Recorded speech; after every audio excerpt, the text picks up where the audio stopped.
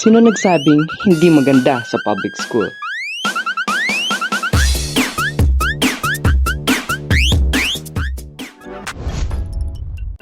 Class recruiters.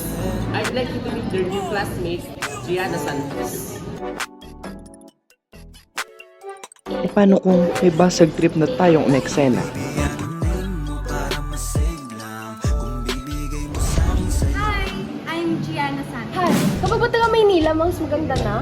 Diba? Tapos, tinan mo yung mga boys nagpapapansin na naman kay Gianna.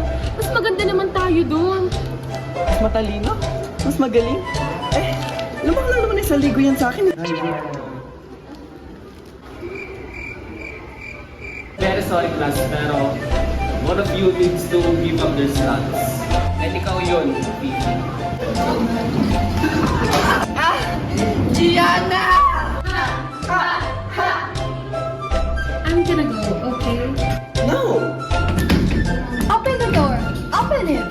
Gagawin namin miserable ang buhay mo dito sa Minasay. Oh my God! Feel ko may sugar daddy si Gianna. Feel ko, may something si Gianna and Sir Eric. Can you please stop harassing me?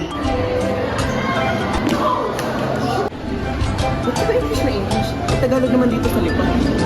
Pwede ba huwag mo akong pakalaman, ate? Di ikaw?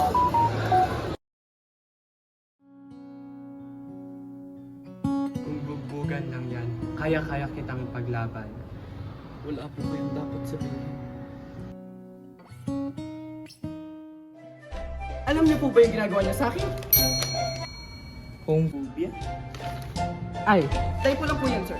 Sir, alam niyo po bang masama yung ginagawa niya sa akin? Ikakalat ko rin sa social media. Kung ang buhay ko ay BL series, ang buhay mo naman ay prime time teleserye. Sabi nila, high school ang best time in your life.